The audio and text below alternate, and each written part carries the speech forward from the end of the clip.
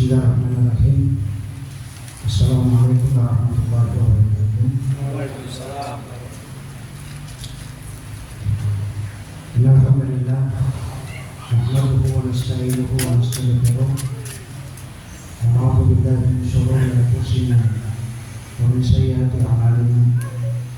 May yahdihillahu fala mudilla lahu wa man yudlil fala hadiya lahu. Asyhadu an la ilaha illallah wahdahu la syarika lahu wa asyhadu anna Muhammadan abduhu wa rasuluh sallallahu alaihi wasallam. Jemaah sekalian rahimani wa rahimakumullah jami'an. Alhamdulillah pada pagi hari ini Allah Subhanahu wa taala masih memberikan kepada kita nikmat sehat, nikmat kesempatan sehingga kita bisa hadir di tempat ini. Semoga Allah Subhanahu wa taala memberikan keberkahan, kebaikan yang banyak dan mengampuni dosa-dosa kita di hari akhir nanti. Jemaah sekalian rahimani wa rahimakumullah jami'an. Saya diminta untuk menyampaikan perawatan jenazah. Jadi saya makalah ini baru jadi sebenarnya hari Jumat sore. Jumat sore saya pengen memulai dari mana? Yang jelas inti dari perawatan jenazah itu cuma empat, yaitu apa? Mulai dari memandikan, mengafani, mensolati dan menguburkan. Ini empat poin penting yang dilakukan ketika merawat jenazah. Tapi saya akan memulai dari yang pertama, yaitu memandikan jenazah. Hal-hal yang perlu diperhatikan dalam memandikan jenazah, yang pertama adalah menyegerakan, jangan menunda. Mayat sudah bermalam satu malam belum dimandikan, maka disegerakan. Ini adalah termasuk sunnah dari Nabi Sallallahu Alaihi Wasallam. Banyak sekali hadis yang menunjukkan, karena kebetulan makalah ini terlalu banyak, jadi dalil-dalil tidak saya sebutkan. Antum bisa cek di Ahkamul Janaiz di Syekh Al-Albani. Karena saya ada 4 referensi dari buku ini. Ahkamul Janaiz di Syekh Al-Albani, kemudian kompilasi dari 3 masyaikh, kemudian juga dari kitab-kitab Iman. Yang kedua adalah hendaknya dalam memandikan jenazah itu adalah melakukan hal-hal yang disunahkan. Maksudnya apa? Kita ingin hidup kita ini dalam kondisi sunnah, maka demikian juga ketika kita meninggal, agar kita itu dirawat jenazah kita itu sesuai dengan sunnah. Dari sejak kita lahir sampai kemudian kita meninggal pun juga hendaknya kita memperhatikan. Yang pertama, dalam memandikan jenazah itu adalah 3 kali memandikan. Itu minimal. Namanya bilangan ganjil itu sebenarnya 1, 3, 5, 7, 9 gitu. Dan ganjil yang terbaik adalah 3 kali kita memandikan. 3 kali memandikan itu adalah apa? Kalau bahasa kita itu 3 kali keramas, 3 kali menyambung. Jadi sabun kita bersihkan pakai sabun, sampo disiram, kemudian mandi lagi pakai sabun sampai sampo yang kedua sampai yang ketiga. Itu namanya memandikan 3 kali. Bukan memandikan menyiram 3 kali, tidak. Adalah memandikan itu 3 kali. Ini adalah termasuk yang disunahkan. Kalau cukup, karena tata cara itu kan ada 2. Dalam syariat Islam itu tata cara ibadah itu ada 2. Ada tata cara ibadah yang cukup, ada tata cara ibadah yang sempurna. Cukup itu adalah kalau 1 kali memandikan itu sudah cukup. Artinya 1 kali kita keramasi, 1 kali nyambungi itu sudah cukup. Tapi yang sunnah, yang sempurna adalah 3 kali.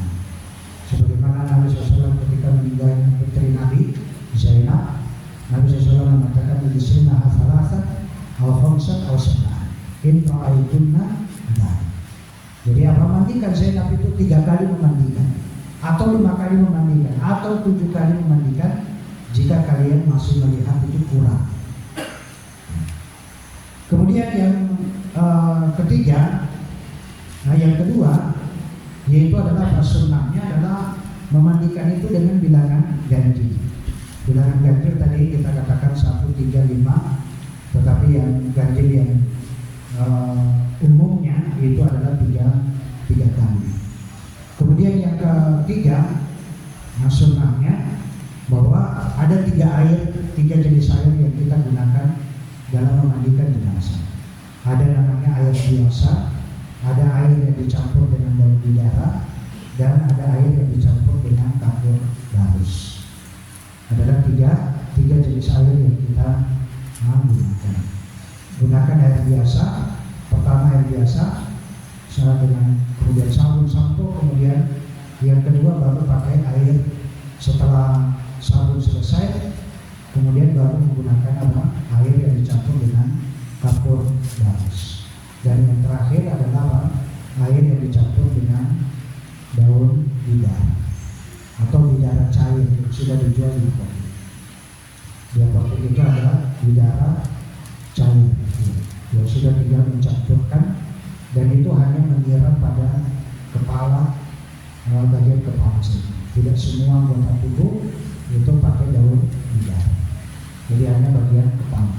Karena kapur barus itu adalah bagian badan. Karena daun kapur barus itu adalah supaya menghilangkan bau bakteri. Itu aja tujuan dari adanya kapur barus. Kemudian yang berikutnya, yang keempat, ini kita sebenarnya sudah mencampurkan air dengan wangi-wangian kapur barus. Kemudian yang berikutnya adalah melepaskan jalinan. Kalau itu wanita, kalau jenazah wanita adalah melepaskan kepangan rambut.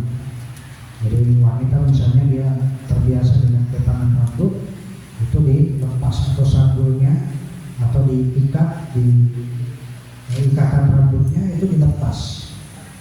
Dilepas ketika memandikan jenazah. Kemudian yang berikutnya adalah setelah memandikan itu adalah menyisir rambutnya, laki-laki dan wanita. Rambut kepalanya disisir. Kemudian yang ketujuh, ini bagi jenazah wanita, setelah dimandikan itu dibuat kepangan 3. Dibuat kepangannya 3, 2 di bagian tanduk dan 1 di bagian belakang. Ini yang biasanya kepangan pada wanita. Itu setelah dimandikan. Kemudian yang berikutnya adalah memulai memandikan dari anggota sebelah kanan. Jadi kalau sebelah kanan, kalau si mayit itu kepalanya di sebelah utara, misalnya kita kepalanya di sebelah utara, berarti kita mandikan sebelah kanan, berarti dia miringkan, dihadapkan ke timur. Dihadapkan ke timur, jadi ini bagian atas ini, yang kanan ini bagian atas. Itu memulai memandikan jenazah dari sisi sebelah kanan. Setelah kanan, baru kemudian kiri, baru kemudian dibalik lagi, wajahnya menghadap ke barat.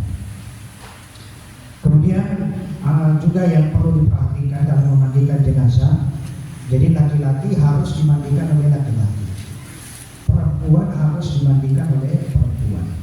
Tidak boleh jenazah laki-laki memandikan perempuan atau perempuan memandikan jenazah laki-laki, itu tidak boleh. Kecuali 3 orang. Kecuali tiga orang yang boleh berlainan jenis, itu boleh. 3 jenis, 3 lawan jenis. Siapa? Yang pertama adalah suami istri. Suami boleh memandikan istri, istri boleh memandikan suami. Karena Abu Bakar As-Siddiq radhiyallahu ta'ala anhu berwasiat agar yang dimandikan itu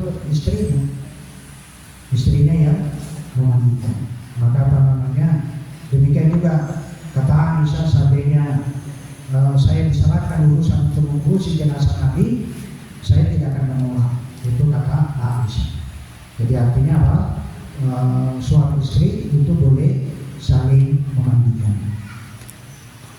Kemudian yang kedua, yang boleh lain jenis memandikan itu adalah majikan dengan budak perempuan. Kalau budak perempuan itu boleh dimandikan oleh tuannya, itu boleh. Tapi majikan tidak boleh memandikan pembantunya. Beda pembantu, beda budak. Jangan disamakan pembantu dengan budak. Pembantunya dimandikan oleh tuannya, keenakan tuannya. Itu adalah tidak dibolehkan dalam syariat. Dan yang ketiga, lawan jenis yang boleh itu adalah anak perempuan yang belum balik meninggal. Kalau anak perempuan yang belum balik meninggal, boleh dimandikan oleh siapa saja, laki-laki maupun perempuan. Ini adalah tiga yang boleh lawan jenis. Kemudian yang berikutnya adalah jenazah itu dimandikan dengan menggunakan waslaf, artinya tidak dengan tangan langsung. Jadi memandikan jenazah tidak pakai dengan tangan langsung. Jadi dia apa? Pakai waslaf ya, atau sarung tangan. Sarung tangan. Jadi sebenarnya sarung tangan ini adalah kita katakan oleh apa namanya ya, sekarang ini kan dulu kan cuma kain. Nabi SAW hanya menggunakan kain yang dipakai untuk melap memandikan jenazah. Tapi kalau sekarang sudah semacam sarung tangan yang apa namanya dipakai untuk memandikan jenazah. Tentunya ketika memandikan jenazah itu harus dilepas pakaiannya. Cuma satu yang nggak boleh, apa namanya, satu yang nggak boleh dilepas pakaiannya, cuma Nabi SAW itu tidak dilepas pakaiannya ketika dimandikan jenazah. Jadi dimandikan dengan pakaian yang ada di tubuh. Adapun selain Nabi, para sahabat maupun sampai akhir zaman, maka semuanya harus ditanggalkan. Pakaian itu harus ditanggalkan. Bagaimana dengan orang yang ihram? Maka orang ihram tidak dimandikan. Ya. Orang yang memakai pakaian ihram kan tidak dimandikan. Ketika dia meninggal dalam kondisi memakai pakaian ihram, dia langsung langsung dikuburkan. Di sholat itu juga tidak wajib. Itu adalah orang yang termasuk orang yang mati syahid. Mati syahid itu tidak dimandikan. Kemudian yang berikutnya adalah apa? Poin keempat yang disebutkan di atas, yaitu mencampur wangi-wangian air yang digunakan untuk memandikan jenazah. Ini tidak berlaku bagi mereka yang meninggal dalam kondisi memakai pakaian ihram. Karena kondisi memakai pakaian ihram itu tidak boleh ada wangi-wangian. Tidak boleh, karena salah satu larangan dalam ihram yaitu adalah tidak boleh memakai wangi-wangian. Itu tidak boleh. Kemudian yang berikutnya adalah poin ke-9 di atas, itu tidak berlaku bagi pasangan suami istri yang sudah kita sebutkan. Lawan jenis itu hanya boleh 3 orang. Kemudian yang ke-13, hendaknya yang memandikan jenazah adalah orang yang lebih mengetahui sunnah Nabi. Makanya kita berharap ketika kita lahir dalam kondisi sunnah, maka meninggal pun hendaknya dalam kondisi sunnah. Ini adalah keinginan kita semuanya. Maka adalah yang memandikan jenazah kita adalah orang-orang yang paham terhadap sunnah. Terlebih lagi kepada orang yang kita beri wasiat. Nanti kalau saya meninggal, saya wasiatkan kamu yang memandikan ya. Artinya dia tahu, paham betul bahwa yang diwasiatkan ini adalah orang yang paham terhadap sunnah dalam memandikan jenazah. Kemudian yang berikutnya adalah tentunya bagi mereka yang memandikan jenazah ini akan dapat pahala yang besar.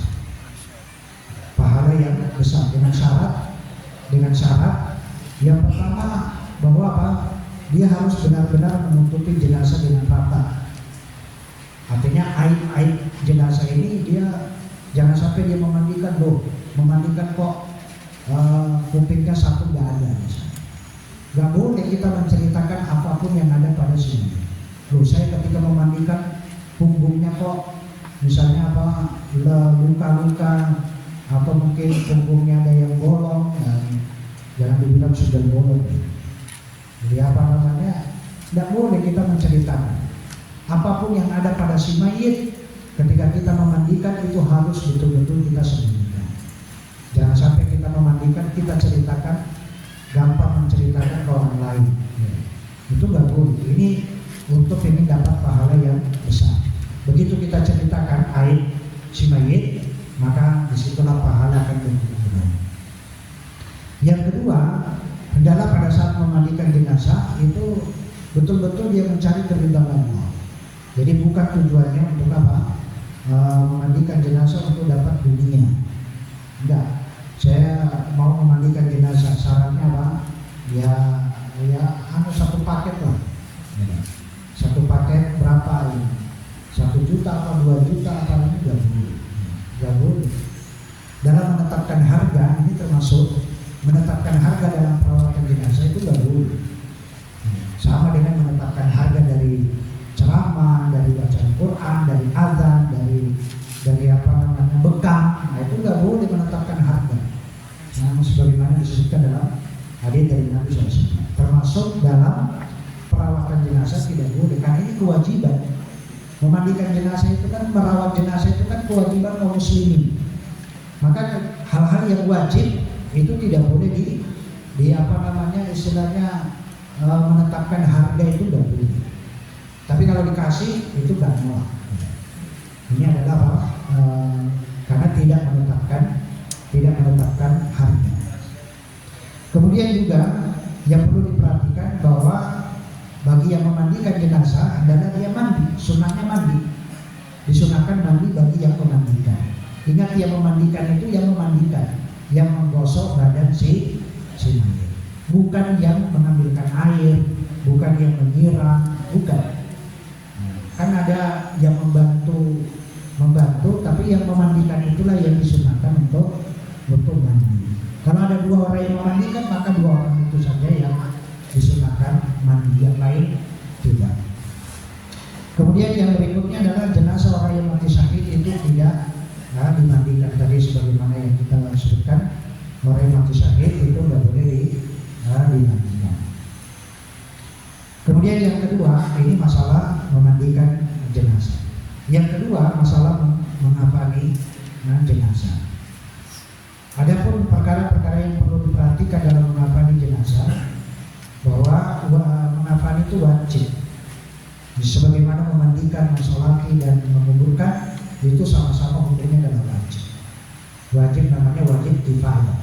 Artinya cukup sebagian orang, tidak semua orang mengafani jenazah. Jadi wajib hanya pada sebagian orang. Kalau sebagian sudah mengafani, maka gugur kewajiban yang lain. Kemudian yang kedua, kain kafan yang dipakai untuk mengafani jenazah itu harus diambilkan dari harta orang yang meninggal, dari harta si mayit. Itu wajib. Kalaupun misalnya keluarganya ada yang pengen bersedekah, maka ya sudah, berarti gugur kewajiban harta si mayit. Kalau ada yang sudah menyiapkan misalnya kain kafan dan segala perlengkapan, maka apa? Gugur kewajiban harta si mayit. Tapi itu aslinya harta yang dipakai untuk mengafani jenazah harus diambilkan dari harta si mayit. Kemudian juga apa? Yang berikutnya adalah harus kriteria kafan yang digunakan untuk jenazah. Sebenarnya ini adalah kain kafan yang digunakan untuk jenazah itu adalah apa? Kalau bisa jangan yang paling mahal, itu yang paling murah. Kalau kita di Indonesia, alhamdulillah, kain yang paling murah adalah kain murah. Itu adalah kain yang tapi hendaknya salah satu dari 3 lapis kain itu hendaknya apa? Yang terbagus. Kain yang membungkus luar itu hendaknya kain yang istilahnya kain yang lebih mahal sedikit lah. Jangan semuanya kain mori. Jadi kain mori itu hanya lapis kedua dan ketiga. Lapis pertama kalau bisa kain yang bagus. Dan warna putih, warna yang lain juga boleh. Warna hitam juga boleh, warna coklat juga boleh, warna biru juga boleh. Cuma yang sunnah adalah kain kafan yang berwarna putih. Kemudian yang berikutnya adalah bagian tubuh yang dikafani. Itu kalau misalnya kalau Anda mendapati si mayit yang kain kafan itu tidak mencukupi seluruh tubuhnya, maka hendaknya yang ditutupi adalah kepalanya. Adapun bagian yang lain, itu sebisa semampunya. Sebagaimana yang terjadi dalam perang Uhud. Jadi sahabat ada yang meninggal seperti Mus'ab bin Umair adalah dia meninggal tidak punya kain, tidak punya kain. Jadi kalau ditutupi bagian atas, bagian bawah terbuka. Kalau ditutupi bagian bawah, bagian atas terbuka. Akhirnya Nabi SAW menyuruh menutupi bagian atas, adapun bagian bawah ditutupi dengan idkhil. Adalah rumputan yang ada di padang pasir. Kemudian yang berikutnya adalah hukum mengkafani beberapa jenazah dengan satu kain. Ini boleh. Jadi boleh kita mengkafani. Seandainya kain kafan itu adalah cuma sedikit, sementara jenazah ada 3 atau 5, sementara kain kafan itu jumlahnya sedikit, tidak ada masalah. Jadi 2 jenazah, 3 jenazah dijadikan satu kain kafan. Ini adalah diberikan. Aslinya itu kain kafan itu adalah untuk satu orang, satu mayit, untuk setiap mayit itu di kain kafan sendiri. Tapi kalau tidak mencukupi kain kafan, maka 2 jenazah atau 3 jenazah disatukan. Tentunya yang didahulukan dulu adalah yang paling banyak hafalan Quran atau yang paling istilahnya paling soleh, paling mulia dari jenazah-jenazah tersebut. Kemudian yang berikutnya adalah kain kafan itu pakaian yang dikenakan oleh mati syahid dalam peperangan itu bisa menjadi kain kafan bagi baginya.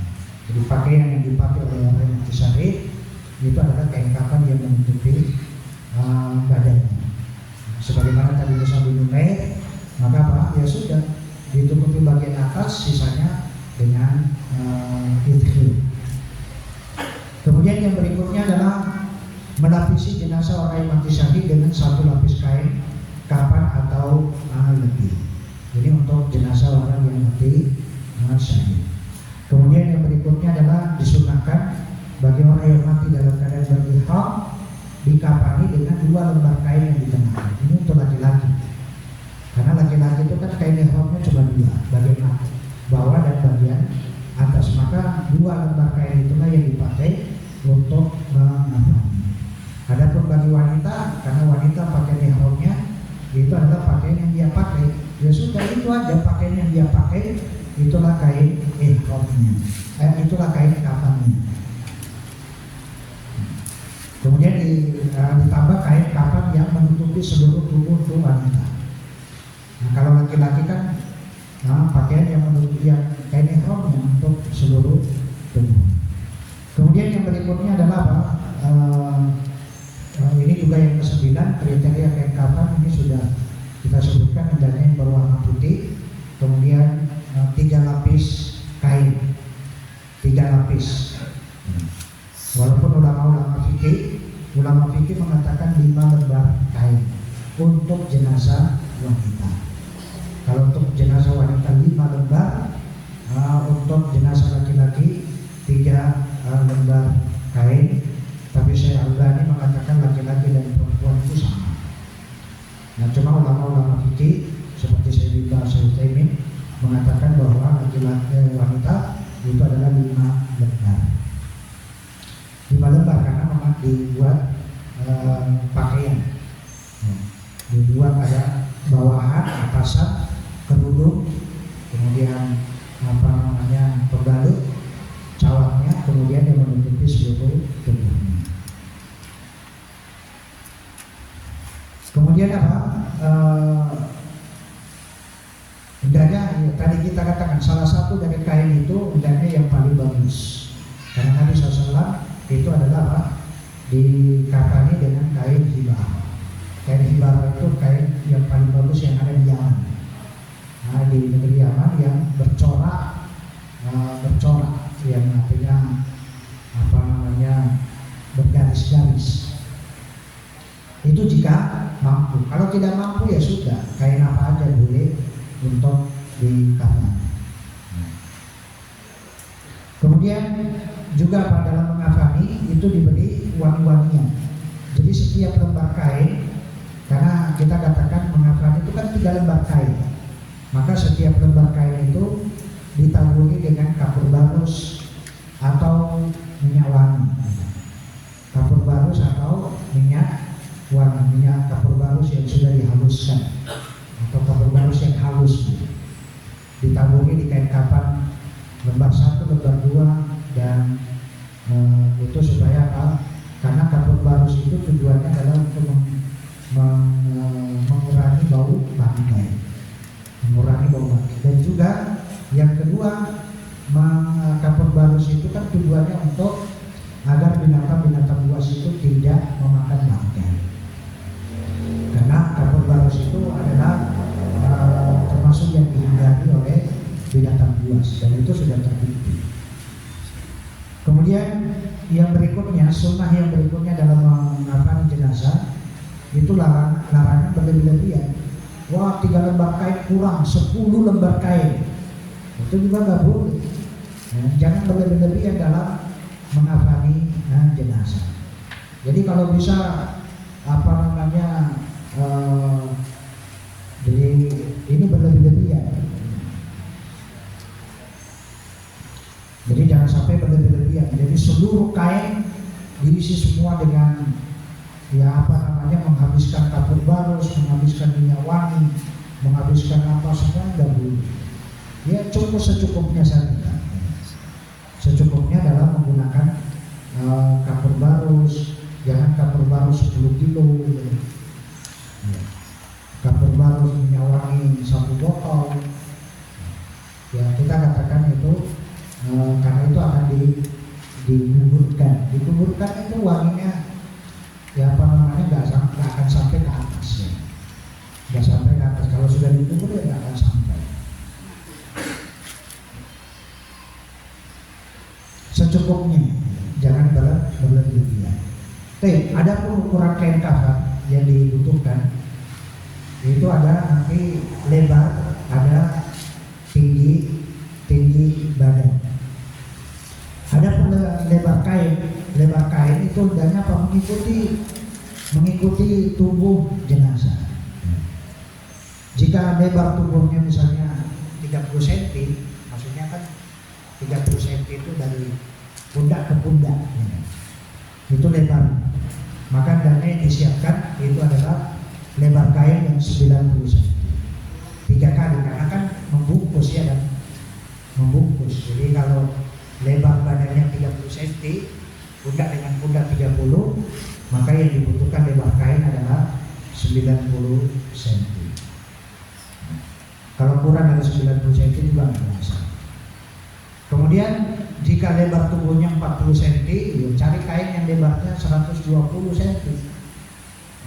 Jika lebar tubuhnya pundak ke pundak 50 cm, maka cari yang lebar kain itu 150 cm. Ini logikanya. Karena 3 kali ya. Nah, 3 kali karena membungkus itu membungkus. Kemudian jika lebar tubuhnya 60 cm, ya maka kain kafan yang dibutuhkan adalah 180 cm. Ini lebar kain. Kemudian bagaimana kalau tinggi badan? Tinggi badan, jika tinggi badan tubuh seseorang itu 180 cm, 180 cm misalnya,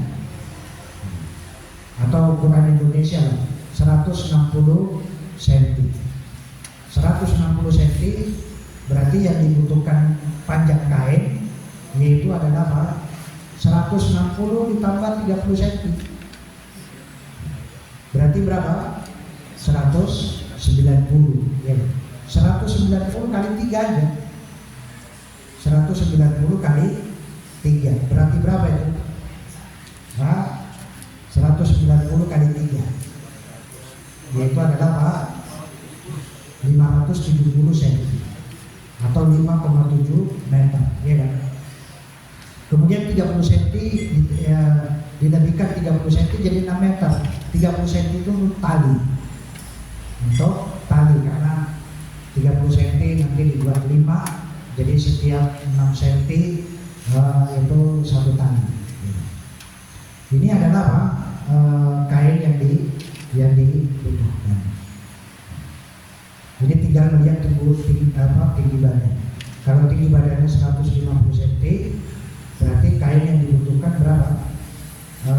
Ingat, ini ditambahkan pocong atas dengan misalnya tinggi badannya 150 cm, afwan, ini saya ulangi, jika tinggi badan 150 cm, maka yang dilebihkan 30 cm ke bawah, 30 cm di atas, 30 cm ke bawah. Berarti berapa? Dia dilebar kain 210 kali 3, apa? 210 kali 3. Kenapa? Karena ditambahkan pocong atas itu dilebihkan 30 cm, di bawah dilebihkan 30 cm. Ini adalah apa? Ini jadi kalau 160 tadi, nah berarti 220 kali 3, 660 ditambah tali, ya, anggaplah 7 meter. Itu kain yang dibutuhkan. Nah, jangan berlebihan. Satu mayat dibutuhkan misalnya 15 meter dibelikan, ya, itu terlalu berlebihan. Kita apa? Karena itu dari harta si mayit, maka apa? Cukup bagi dia hanya untuk dikafan sesuai dengan tubuhnya. Ini adalah ukuran kain yang dibutuhkan dalam mengafani jenazah. Yang berikutnya adalah apa? Masalah yang ketiga adalah mensolati jenazah. Setelah kita selesai mengafani, itu nanti dalam praktek adapun tata cara mengafani nanti akan kita sebutkan dalam praktek tadi.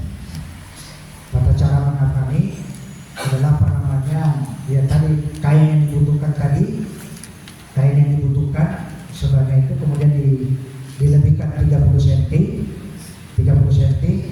untuk kaki dan kepala. Cuma untuk kepala ketika jadi selebihnya 30 cm ini itu nanti ditaruh lagi di kepalanya, menutupi bagian kepala, nah kemudian nanti diikat lagi. Diikat 30 cm itu di sini, nanti sisanya 30 ini jangan dibiarkan sunnahnya diletakkan di muka lagi, kemudian diikat di bagian leher. Itu tata cara mengafani jenazah. Kemudian yang berikutnya adalah mensolati jenazah. Adapun hukumnya sama dengan memandikan, mengafani, adalah fardu kifayah. Kalau sebagian orang sudah mensolati jenazah, maka gugur kewajiban yang lain. Yang kedua, semakin banyak orang yang mensolati, maka itu semakin baik. Semakin banyak, semakin lebih bermanfaat.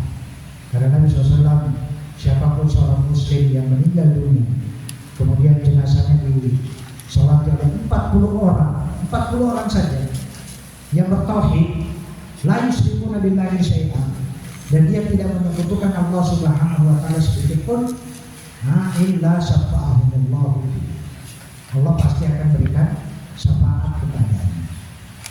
Ini juga nanti berkaitan dengan syafaat, karena syafaat itu bisa didapatkan dari siapa saja. Karena ada syafaat itu khusus pada diri Nabi, ada syafaat yang umum, artinya berlaku kepada Nabi dan juga berlaku kepada yang lain. Termasuk di dalamnya kita ini bisa memberikan syafaat kepada si Nabi. Itu kalau orang yang muwahhid dan tidak menyekutukan Allah Subhanahu wa Ta'ala.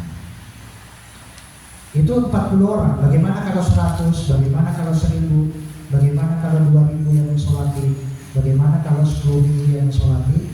Maka tentunya akan apa? Dia syafaat mereka akan diterima di sisi Allah Subhanahu wa Ta'ala. Kemudian sunnahnya dalam mensolati adalah dibuat 3 shaf, walaupun jumlahnya banyak. Kecuali kalau lebarnya itu tidak cukup. Kalau tidak cukup ya sudah buat shaf di belakang tanpa batas. Jadi minimal itu 3 shaf itu kalau jemaahnya itu 7 orang. Minimal itu 7 untuk dikatakan 3 shaf. 1 imam, kemudian 2, jadi bukan imamnya 1 kemudian imam jajan di belakang imam. Adalah apa? Imamnya 1 depan, kemudian di belakangnya imam 2, di belakangnya makmum 2, di belakangnya makmum 2. Jadi 3 shaf. Minimal itu adalah 7 orang. Sebab yang dinamakan shaf itu adalah makmum. Imam itu tidak dinamakan shaf.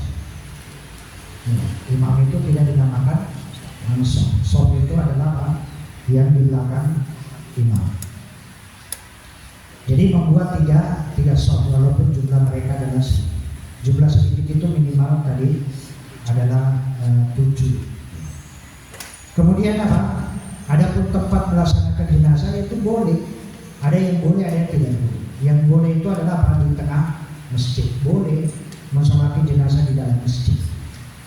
Jadi mensolati jenazah di dalam masjid ini adalah dibolehkan. Sebagaimana ketika meninggalnya siapa? Sa'ad bin Abi Waqqas. Sa'ad bin Abi Waqqas ketika meninggal dunia, kemudian disolati jenazahnya oleh Aisyah, oleh istri-istri Nabi. Kemudian ada yang mengingkari perbuatan ini, kemudian Aisyah membantah. Sebab Nabi SAW pernah mensolati jenazah Suhail bin Baydah itu di tengah-tengah masjid. Ini adalah apa? Dalil yang menunjukkan boleh mensolati jenazah di dalam masjid. Tetapi yang paling utama adalah apa? Di luar masjid. Yang paling utama adalah di luar masjid, di tempat yang khusus mensolati jenazah. Maksudnya di teras masjid. Di teras masjid, tidak di dalam masjid, tapi adalah di teras masjid atau di samping kanan kiri masjid. Itu yang lebih utama.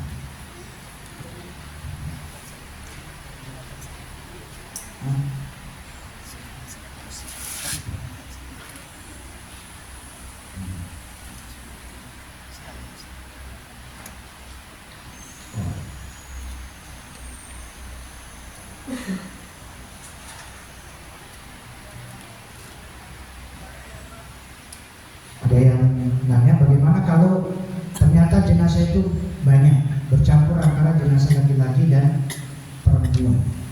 Itu sunnahnya tetap dilaksanakan satu persatu.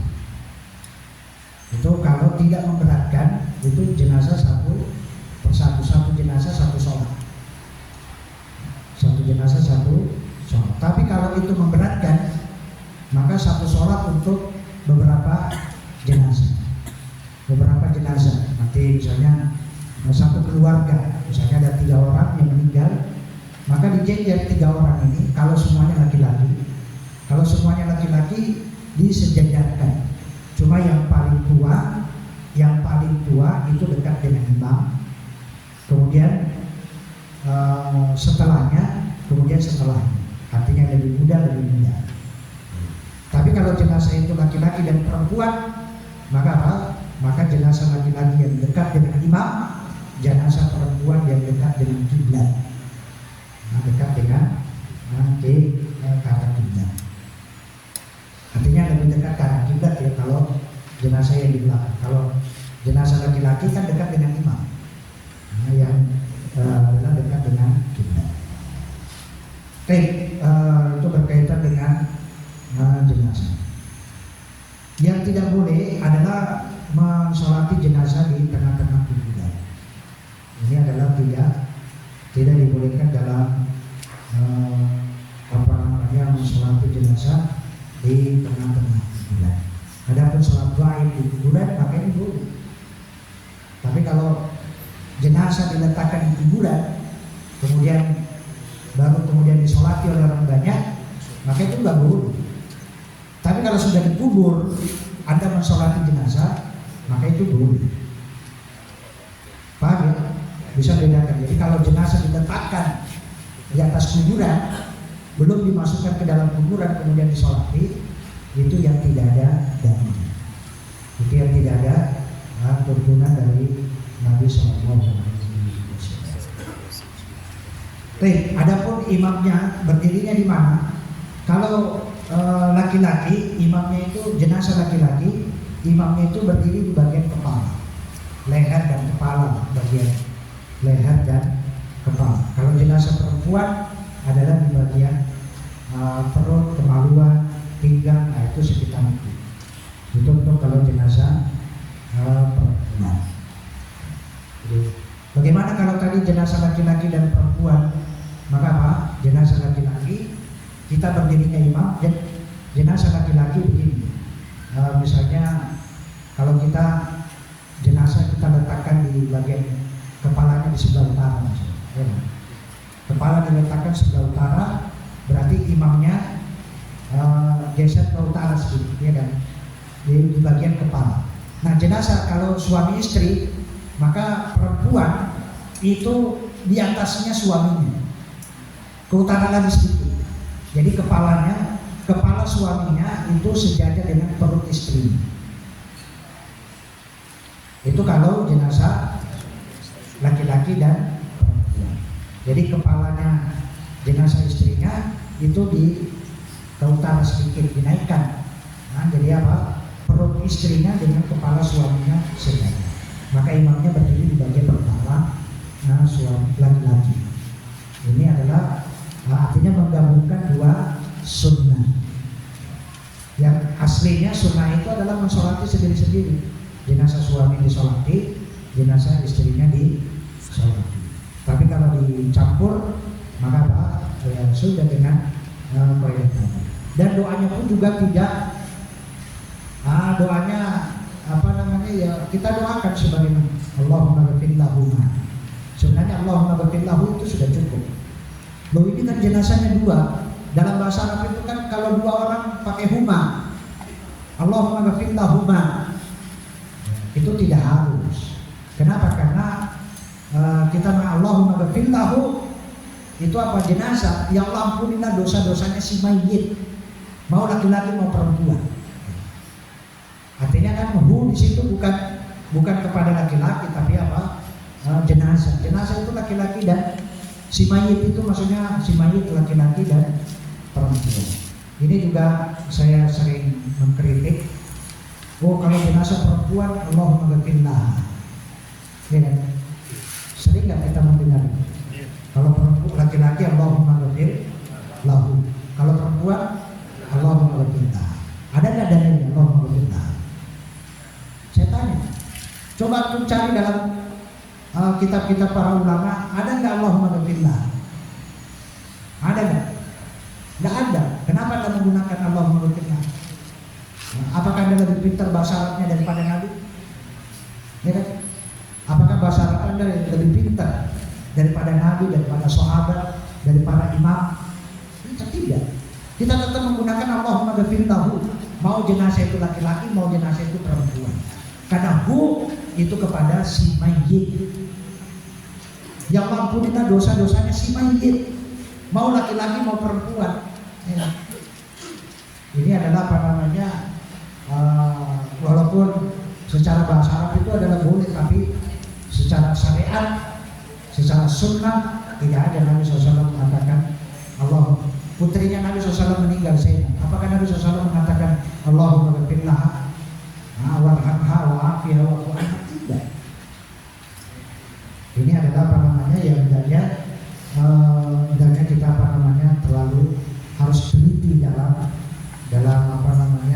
mensikapi syariat.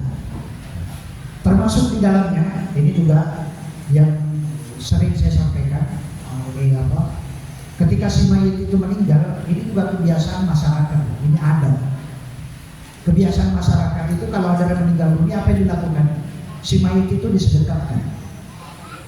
Ya, si mayit disedekahkan. Kenapa? Karena sedekah adalah sunnah.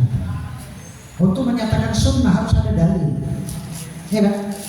Ada nggak riwayat Nabi SAW mensedekahkan para sahabat, mensedekahkan mensedekahkanlah siapapun? Ada nggak dalil? Ada nggak dalil?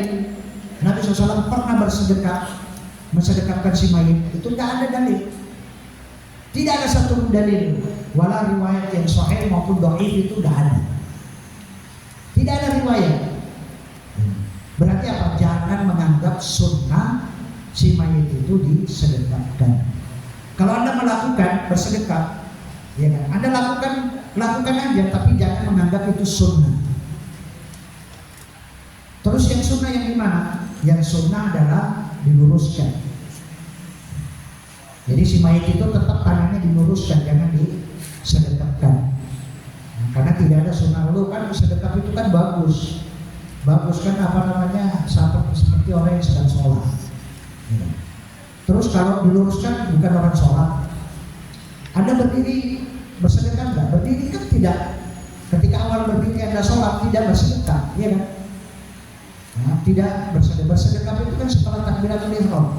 Apakah si mayit itu Allahu Akbar baru dia bersedekah? Kan tidak. Maka ini kritikan bahwa orang yang meninggal dunia itu tidak ada sunnahnya disedekahkan. Tapi kalau itu menimbulkan fitnah di masyarakat, ya jangan. Ya. Anda kalau di masyarakat jadi fitnah, sunnahnya tidak disedekahkan, ada ngeyel, bersikeras supaya tidak disedekahkan sunnah. Akhirnya masyarakat ribut. Itu jangan. Kenapa? Fitnah itu lebih dihindari. Fitnah itu lebih dihindari daripada sunnah. Ya, karena fitnah itu lebih besar daripada Anda menjalankan sunnah. Ya sudah, ya, nggak usah ngeyel. Kemudian sedekahkan si sunnah. Tapi kalau secara umum orang sudah paham semuanya, maka kalau si mayit itu tidak disedekahkan. Baik. Kemudian yang berikutnya adalah ketika tata cara sholat jenazah itu adalah takbir, adalah mengucapkan takbir. Nah, takbir pada sholat jenazah itu bisa 4, 5, 6, 7, 8 sampai 9. Adalah 4 maksimal 9 takbir. 9 takbir. Ada yang mengatakan di situ mulai ada khilaf, apakah semua 4 takbir itu semuanya rukun atau 3 takbir itu yang sunnah. Takbir yang rukun cuma takbir yang pertama, apakah takbir yang kedua itu adalah 2 dan 3, 4 itu adalah sunnah, atau semuanya rukun. Disitulah mulai terjadi perselisihan di antara para ulama. Artinya kalau Anda ingin keluar dari khilaf, maka bertakbir setiap bertakbir 4 kali ketika mensolati jenazah. Dan sunnahnya apa? Ya bervariasi. Namanya sunnah bervariasi. Terkadang 4, terkadang 5, terkadang 6, terkadang 7, terkadang 8 atau 9 takbir. Adalah adapun yang paling sering dilakukan oleh Nabi itu adalah 4 takbir. Karena Rasulullah SAW dalam hadis Abu Hurairah, karena Rasulullah SAW Najasyi ketika mendapati berita kematian Raja Najasyi, beliau lagi mata fihi, di mana dia meninggal dunia, kharaja ila musalla. Kemudian Nabi SAW keluar ke musola. Musola itu bukan masjid kecil, ini keliru. Ini namanya salah kaprah, orang lumrah. Ya. Musola orang Indonesia apa? Masjid kecil, ya kan? Musola itu bahasa Arab artinya lapangan, tempat terbuka. Makanya sholatul idain fil musola. Yang berarti Syalbani menulis kitab namanya Sholatul Idain fil Musola. Sholat hari raya bukan di musola, oh sunnahnya di musola. Syalbani menulis. Musola itu artinya tempat terbuka, tempat terbuka, tidak mesti di lapangan, tidak mesti. Di lapangan itu lebih baik, karena itu jamaah semakin banyak. Ini adalah apa? Musola. Rasulullah SAW pergi ke tempat terbuka, fasoffa bihim, kemudian membuat sof di antara para sahabat, wakat baro arba'an. Kemudian beliau mengucapkan takbir sampai empat kali. Ada pun 5 takbir, 6 takbir, silakan Anda lihat di makalah. Yang jelas itu 4 takbir sampai 9 takbir.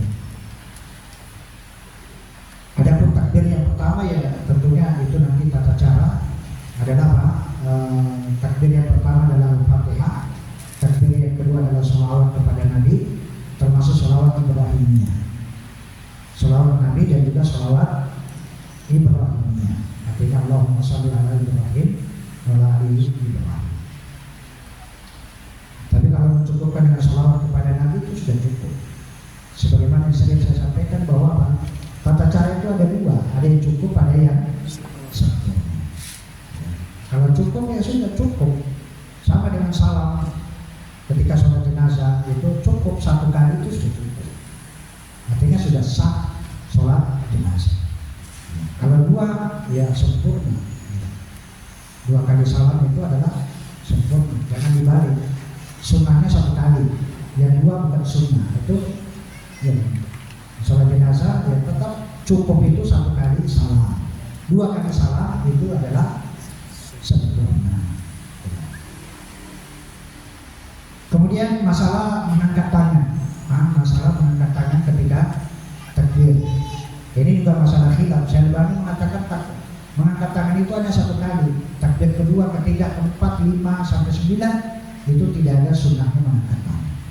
Itu istihadnya Syalbani. Adapun ulama-ulama Saudi, Syekh bin Baz, Syekh Shalih Fauzan, kemudian Sikiti, itu semuanya masalah Sa'di, itu adalah semuanya berpendapat mengangkat tangan setiap kali takbir.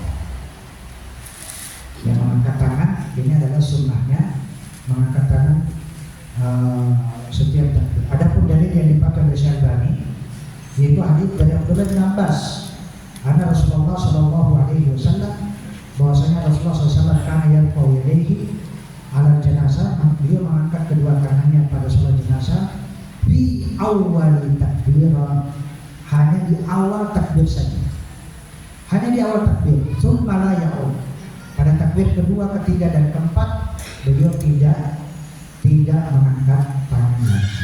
Itu saya ada. Adapun Syekh bin Baz dan yang lainnya berpendapat adalah mengangkat tangan setiap takbir. Adapun dalilnya adalah seperti hadis dari Abdullah bin Umar, yaitu adalah para Nabi SAW karena kita sholat al jenazah, Nabi SAW apabila sholat jenazah rafa'a yadayhi fi kulli takbir, beliau mengangkat kedua tangannya pada setiap takbir. Ini adalah hadis hasan. Dan ingat, kalau ada dalam bahasa Arab itu kalimat kana kita sholat. Kana itu artinya apa? Istimrariyah. Kana bermakna istimrariyah. Artinya apa? Sering. Ya. Nabi SAW itu sering. Kalau sholat jenazah itu adalah mengangkat tangan setiap takbir. Kemudian yang kedua adalah Imam Al-Bukhari meriwayatkan bahwa dari Abdullah bin Umar mengangkat kedua tangan, maksudnya pada setiap takbir dalam sholat jenazah. Ini Imam Al-Bukhari ketika menyebutkan riwayat dari Abdullah bin Umar. Demikian juga yang mensyarah kitab Bukhari, yaitu adalah Al-Hafidz Ibnu Hajar Al-Asqalani. Beliau juga meriwayatkan secara sahih dari Ibnu Abbas bahwa dia telah mengangkat kedua tangannya pada setiap takbir dalam sholat jenazah. Baik, adapun tata cara sholat jenazah adalah apa namanya, ya, meletakkan tangan kanan pada punggung telapak di atas lengan. Ini adalah sunnah, artinya bersedekap. Adapun tata cara bersedekap itu dalam hadis ada 4 cara. Ada 4 cara. Yang pertama, telapak tangan kanan diletakkan di punggung tangan kiri. Sudah. Telapak tangan kanan diletakkan aja di punggung tangan kiri. Atau yang kedua, pergelangan dengan pergelangan. Ini pergelangan dengan pergelangan. Ini adalah apa namanya? Yang ketiga itu adalah ibu jari dengan jari apa? Jari telunjuk. Jadi ibu jari dengan menggenggam. Kemudian atau dalam riwayat yang lain ibu jari dengan jari kelingking. Cuma para ulama termasuk perkara bid'ah ketika ini kan gini kan, ibu jari dengan jari kelingking, kemudian jari telunjuk dengan jari tengah di sini. Ini termasuk bid'ah karena tidak ada riwayat. Kalau tidak ada riwayat, jadi adalah kalau sudah menggenggam aja ini atau kita begini. Baik itu meletakkan tangan ketika sholat, baik sholat jenazah maupun sholat yang lain. Kemudian yang kedua, sesudah takbir pertama itu kemudian membaca surah Al-Fatihah. Takbir ini dikeraskan, ya dijaharkan. Karena sholat jenazah itu takbirnya dijaharkan, baik itu dilakukan di siang hari maupun di malam hari. Tapi surah Al-Fatihah itu adalah diserkan walaupun itu dikerjakan di malam hari, walaupun sholat jenazah dilakukan di malam hari, karena sholat di malam hari itu sunnahnya dijaharkan. Siang hari itu kan sir, sholat duhur asar itu kan sir, maghrib isya subuh itu kan dijaharkan. Bagaimana kalau jenazah di malam hari? Ya apa namanya? Anda boleh menjaharkan, boleh mensirkan, tapi yang sunnah adalah sir. Kemudian setelah takbir pertama membaca surah Al-Fatihah, kemudian membaca sholawat kepada Nabi. Sholawat kepada Nabi termasuk juga sholawat kepada Ibrahim. Kemudian takbir selanjutnya itu adalah berdoa dengan ikhlas. Ikhlaskan doa kepada si Nabi. Ada doa yang diajarkan oleh Nabi SAW adalah yang pertama yang kita sebutkan tadi, Allahumma ghfirlahu warhamhu wa'afihi wa'fu anhu wa akrim nuzulahu wa wasi' madkhalahu wa ghasilhu bil ma'i was salji wal ma'i. Dalam riwayat yang lain wa ghasilhu bis salji wal ma'i wal ma'i. Boleh dibalik pada masalah. Kan di sini wa ghasilhu bil ma'i was salji wal ma'i.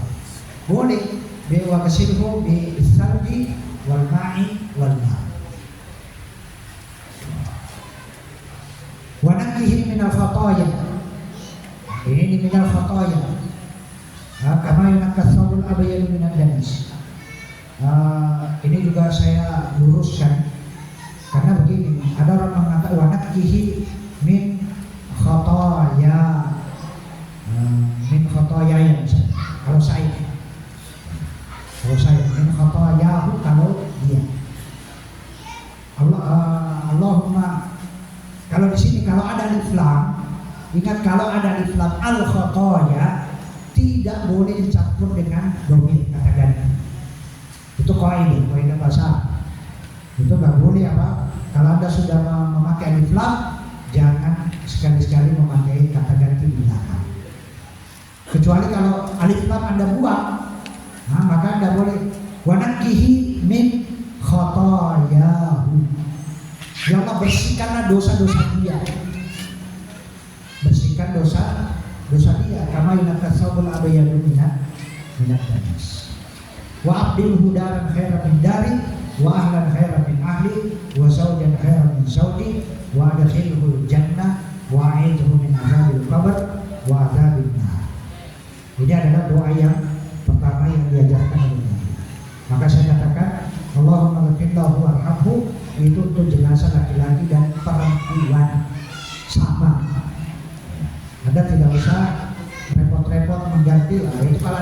bahasa Arab. Kalau yang nggak paham, Allahumma ghafir laha, Allahumma ghafir laha, dia nggak paham Allahumma ghafir laha. Tahu dia Allah itu paling enak Allahumma ghafir laha. Mau jenazah laki-laki, karena di situ kata ganti di situ domirnya kepada si mayit, bukan kepada orangnya, ya kan? Kepada si mayit, karena mayit itu bisa laki-laki dan bisa perempuan. Kemudian doa yang kedua yang diajarkan oleh Nabi, saya tidak perlu terjemahkan, itu bisa baca di situ. Jadi doa yang kedua yang diajarkan oleh Nabi SAW adalah apa? Allahumma ghafir, Allahumma ghafir li hayyina wa mayyitina wa syahidina wa ghaibina wa saghirina wa kabirina wa dzakarina wa unsana. Allahumma man ahyaitahu minna fa ahyihi al-islam wa man tawaffaitahu minna fa tawaffahu al-iman. Allahumma la tahrimna ajrahu wa la taftinna ba'dahu. Inilah doa yang kedua untuk si mayit. Bolehkah kita baca doa ini satu dan dua? Boleh. Tapi yang sunnahnya adalah satu-satu. Ada bervariasi. Terkadang Allahumma ghafir lahu, terkadang Allahumma ghafir li hayyina wa mayyitina. Ya Allah, ampunilah dosa-dosa kami, orang yang masih hidup maupun yang sudah meninggal, orang yang hadir maupun yang tidak hadir, laki-laki dan wanita, anak kecil dan orang tua. Maka apa? Ya Allah, siapapun yang kau hidupkan di antara kami, maka hidupkan di atas Islam. Dan siapa yang kau wafatkan dari kami, maka wafatkan dia di atas keimanan. Allahumma la tahrimna ajrahu wa la taftinna ba'dahu. Kemudian doa yang ketiga yang diajarkan oleh Nabi SAW dalam sholat jenazah, Allahumma inna fulan ibni fulan fi zimmati wa habli jawab jiwari fakihi fitnatal qabri wa azaban nar wa anta ahlal wafai wal haq faghfir lahu warhamhu innaka al-ghafurur rahim. Ini pun juga kata ganti. Di situ apa? Jenazah laki-laki dan perempuan. Allah katakan wa anta ahlal wafai wal haq faghfir lahu warhamhu. Allah, Nabi SAW tidak mengajari kalau perempuan faghfir laha warhamha. Itu tidak, Nabi SAW tidak mengajari. Sudah Allah faghfir lahu warhamhu. Anda gunakan kata ganti itu untuk si mayit, bukan kata ganti Muhammad, Zaid, Hasan.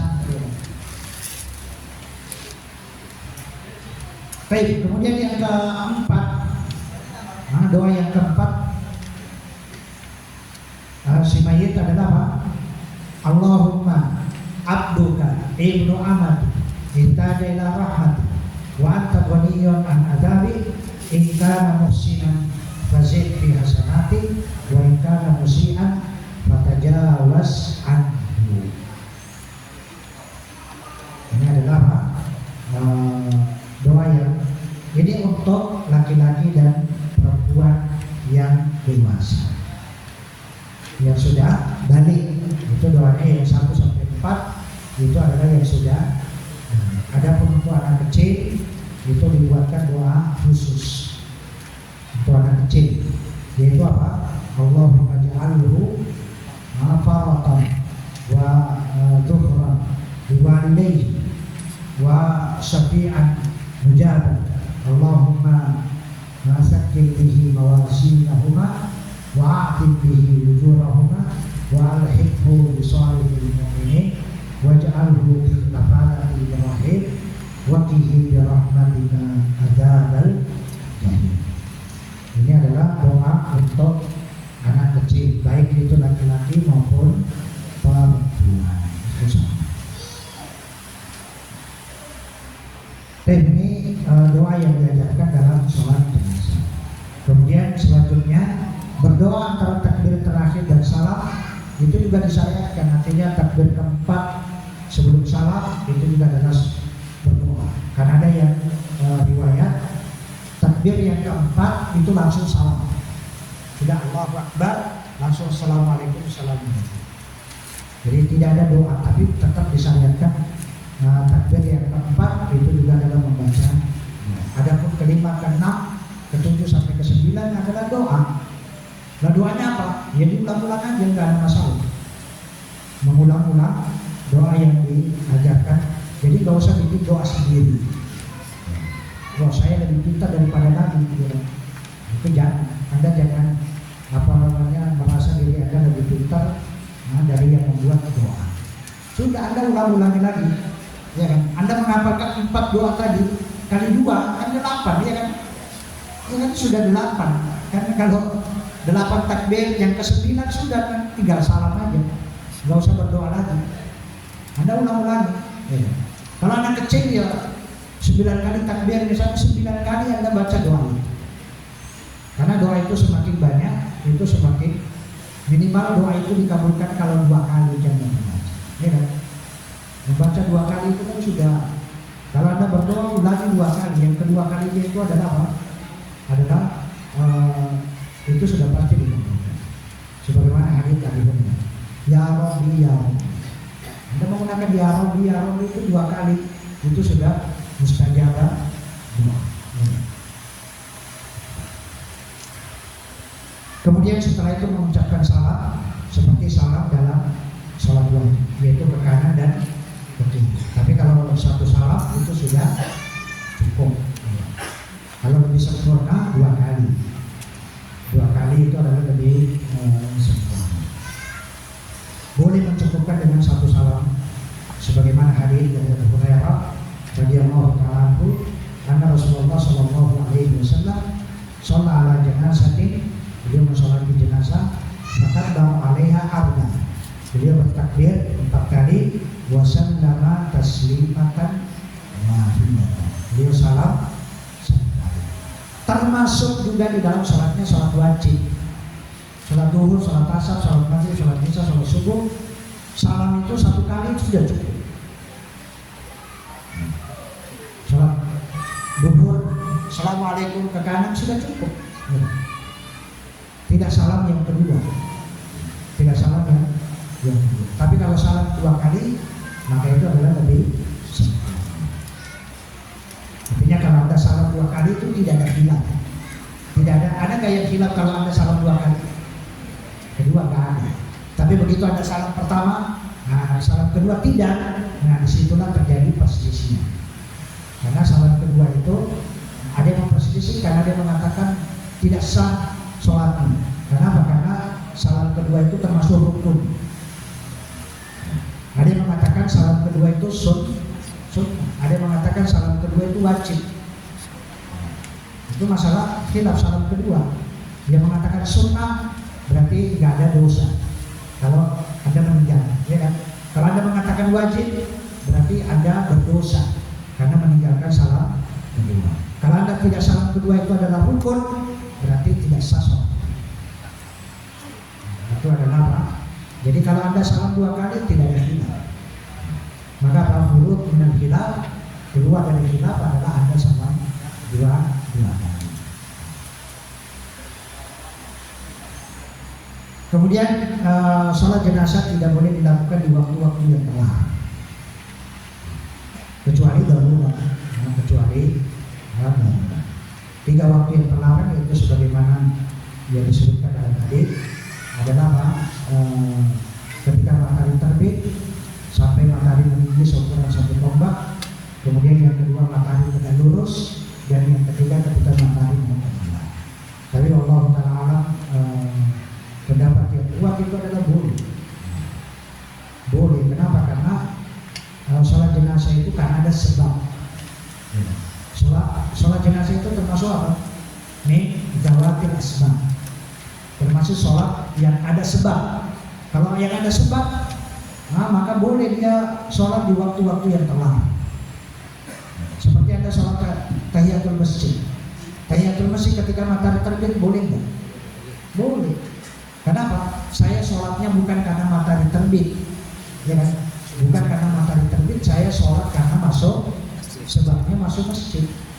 Demikian juga ada jenazah. Ketika ada jenazah, walaupun itu sudah asar, karena ada jenazah saya sholat jenazah, bukan karena matahari sudah mau terbenam. Ini adalah Allah Taala mengatakan karena masalah khilaf di antara para ulama. Kemudian mengiringi jenazah sampai ke kuburan ini adalah apa? Banyak memiliki keutamaan. Orang yang sampai mensolati jenazah, maka dia dapat pahala 1 kiamat. 1 kiamat itu sama dengan gunung yang paling besar, sebesar gunung Uhud misalnya. Kalau 1 gunung Uhud emas, itu pahalanya orang yang sholat jenazah. Tapi kalau dia mengiringi, mensolati sampai mengiringi kuburannya, maka dia dapat pahala 2, berarti 2 gunung Uhud emas. Dan mengantarkan jenazah itu hanya untuk laki-laki, tidak untuk perempuan, karena perempuan itu lemah, dia lebih jadi hanya apa? Walaupun para ulama khilaf, ada yang mengatakan an-nahyu litahrim, larangan di situ kepada haram. Nah, ada yang mengatakan an-nahyu di situ litanzih, hanya untuk hukum makruh. Tapi pendapat yang kuat Allah Taala bahwa itu makruh hukumnya. Wanita mengiringi jenazah, jadi bukan litahrim, bukan untuk menunjukkan penghalang. Karena Ummu Atiyah radhiyallahu taala mengatakan nuhina tiba janais, nuhina, kami dilarang mengiringi jenazah. Tapi apa walam biasa, tapi kita tidak ditekankan, tidak terlalu ditekankan. Kemudian apa? Juga dalam mengiringi jenazah jangan melakukan hal-hal yang bertentangan dengan syariat. Mengiringi jenazah dengan bertentangan dengan syariat. Apalagi ada kebiasaan di masyarakat yang tidak mengikuti sunnah Nabi SAW. Sebelum jenazah diberangkatkan ke kuburan, itu dilangkai berompos masuk di bawah, muter-muter tawaf, di bawah keranda tawaf, ya kan, blos lewat bawah ya, sampai. Nah ini adalah bukan termasuk sunnah, ya. Melempar kembang di jalan-jalan, beras, itu kan mubazir, ya. Innal mubadzirina kanu ikhwana syayatin. Uang receh di tabung-tabung, uang 1.000, uang 500, uang. Nah, ini adalah bukan termasuk sunnah. Atau mengiringi jenazah dengan ya kalau sebagaimana orang-orang kafir, misalnya dengan api, dengan lilin, dengan pelita dan sebagainya, atau mengiringi dengan musik, dengan nyanyian dan sebagainya. Ini adalah apa? Atau mengiringi jenazah dengan tangisan, menangis sambil terseduh-seduh, menangis terseduh-seduh. Ini adalah semuanya adalah apa? Termasuk larangan dalam mengiringi jenazah. Apalagi itu menyerupai orang-orang kafir, dalam mengiringi jenazah menyerupai orang kafir. Ini adalah apa? Tidak dibolehkan, termasuk ya mohon maaf ya, misalnya menabur kembang itu juga bukan sunnah Nabi SAW.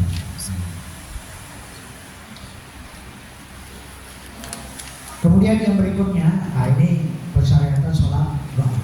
Ini saya tambahkan biar sekalian ini. Adapun hukum sholat gaib, ini juga masalah khilaf di antara para ulama. Ada tiga pendapat yang berkaitan dengan hukum sholat gaib.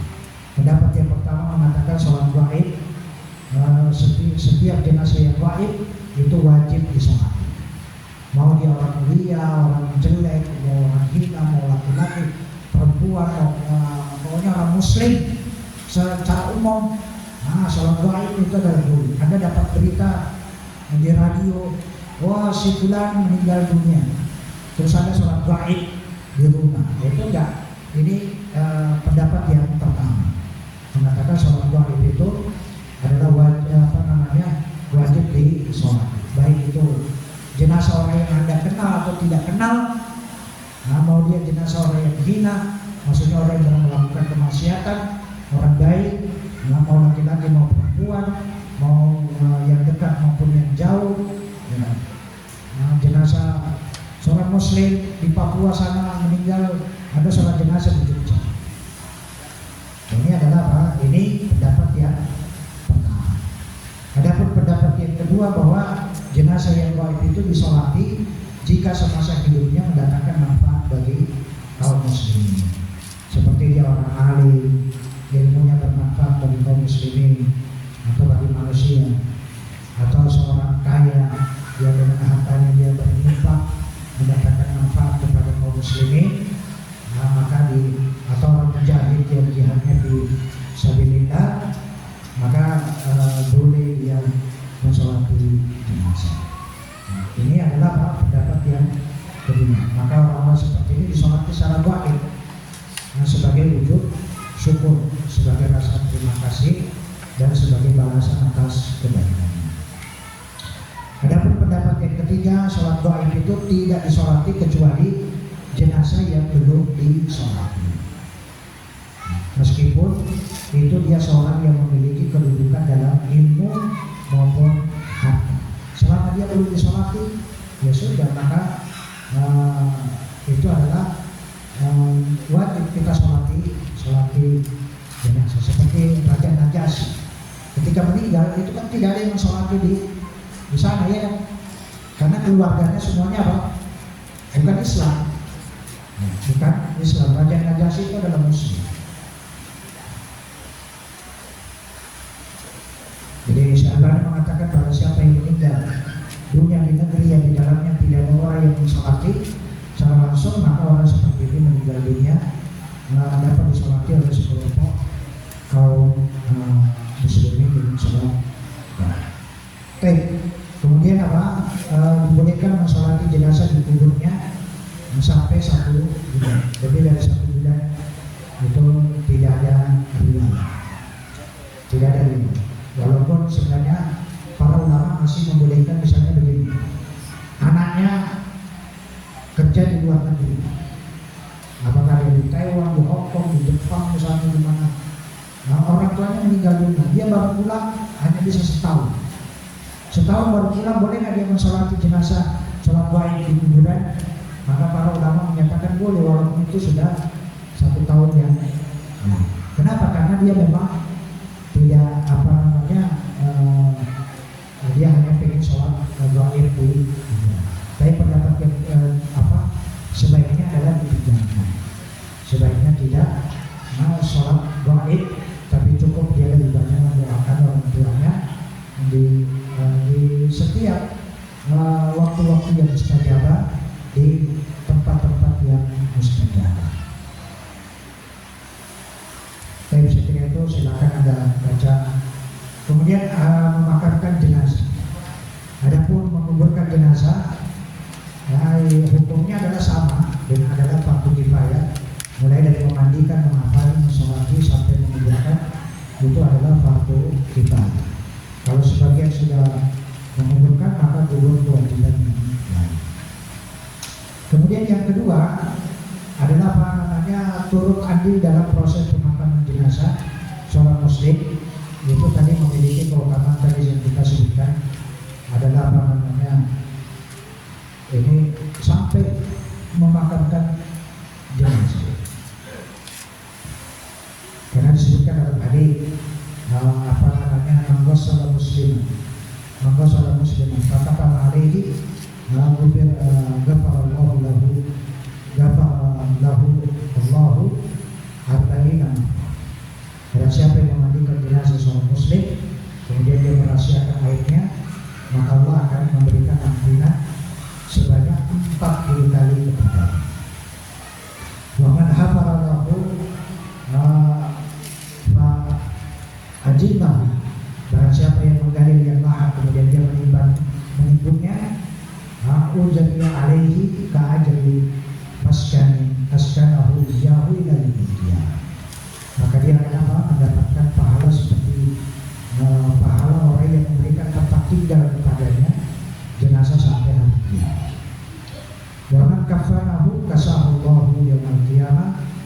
sudusin wa istabrak maka barang siapa yang menafani jenazah, maka Allah akan memakaikan dia pakaian pada hari kiamat dari sudus, sutra yang halus tipis. Istabrak adalah sutra yang kembali di surga. Ini keutamaan dalam proses ikut andil, mulai dari proses memandikan jenazah sampai kemudian menguburkan jenazah. Ada beberapa hukum berkaitan dengan sebutan pemakaman. Yang pertama, jenazah muslim tidak dimakamkan di areal pemakaman dalam arti atau campur. Jangan menguburkan jenazah orang muslim di kuburan yang campur gaul antara muslim dan kafir. Tidak dibedakan muslim dan kafir. Adapun terpisah dengan jalan, ini muslim kafir, ini muslim, itu nggak ada masalah. Itu adalah boleh. Itu adalah boleh. Tapi yang artinya campur tidak ada pembatas, maka itu nggak boleh. Itu adalah hendaknya apa? Kalau bisa memindahkan jenazah, kita pindah. Adalah apa namanya? Yang di situ campur antara muslim dan kafir. Yang kedua, jenazah itu hendaknya dimakamkan di pemakaman umum. Jadi nggak boleh memakamkan jenazah di rumah sendiri-sendiri, di kebunnya, di halamannya, di tanahnya sendiri, ya. Itu nggak boleh. Jadi hendaknya menguburkan jenazah itu di tempat pemakaman. Karena kaitannya kalau di dalam rumah, dia kuburkan di belakang rumah misalnya, itu kan kaitannya dengan menjadikan rumahnya itu nanti sebagai kuburan. Namanya kuburan itu nggak boleh kita sholat. Jangan sholat di areal tanah kuburan. Kemudian yang berikutnya, orang yang mati syahid itu dimakamkan di tempat mereka terbunuh. Orang yang mati syahid dia dimakamkan di situ dia meninggal. Sebagaimana seperti Hamzah, orang-orang yang meninggal dalam perang Uhud dikuburkan di mana dia meninggal. Ketika jenazahnya mau diangkat, Gunung Uhud tidak terima. Gunung Uhud tidak terima ketika jenazah Hamzah diangkat. Kemudian apa? Nabi SAW mengatakan, "Usbut ya Uhud." Tenang wahai Uhud, karena di atasmu itu ada seorang nabi, ada 2 orang yang mati syahid. Orang yang mati syahid ya sudah dimakamkan di sini. Kemudian dalam memakamkan jenazah itu ada aturan-aturan mengenai liang lahat. Yang pertama adalah hendaknya dibuat dalam, luas. Yang dibuat dalam, luas, membaguskan liang lahat supaya memasukkan itu enak, gampang gitu. Memasukkan itu sampai sempit itu ya, itu kan memberatkan bagi yang memasukkan jenazah. Jadi hendaknya dibuat luas. Jadi ketika kita memasukkan jenazah itu lebih leluasa. Yang kedua, menggali kuburan dengan model lahat atau syak. Itu lahat atau syak itu tergantung tanahnya. Kalau tanahnya padat atau tanah liat, maka lahat itu lebih bagus. Lahat itu kayak model sepatu, ya. Model apa namanya? Ada, iya kan? Jadi ada dimasukkan ke dalam L, bentuk letter L. Kalau dari samping letter L begini, ya. Kalau dari samping letter L. Kalau tanahnya berpasir, maka lubang sak, itu lubang di dalam lubang. Dibuat lubang, di tengahnya dibuat lubang lagi. Itu adalah namanya sak. Yaitu tergantung kondisi tanah. Kalau tanah bebatuan, maka lahat itu lebih bagus. Tapi kalau tanah itu berpasir, maka sak itu lebih bagus. Tapi kalau mana yang lebih utama, ya tentunya lahat lebih utama daripada sak, lubang di dalam lubang. Kemudian yang berikutnya, menguburkan jenazah lebih dari satu jenazah itu boleh. Itu kalau satu jenazah atau 3 jenazah itu karena para sahabat itu dalam perang Badar, dalam perang Uhud itu berat. Kalau harus setiap jenazah dikuburkan satu-satu, ya kan? Ya Rasulullah terlalu berat, capek, ya kan? Karena setiap satu jenazah satu lubang. Berapa jenazah yang meninggal dalam perang Uhud? Ada 70 orang sahabat penghafal Al-Quran, ya kan? Itu yang meninggal. Banyak yang meninggal dalam perang ini. Makanya apa? Ya sudah, kalau begitu karena itu terlalu berat, ya sudah buat satu lubang untuk 2, 3, 4, 5 jenazah. Yang jelas bilangan ganti. Dahulukan, diturunkan yang lebih banyak hafalan Quran. Itu yang lebih didahulukan.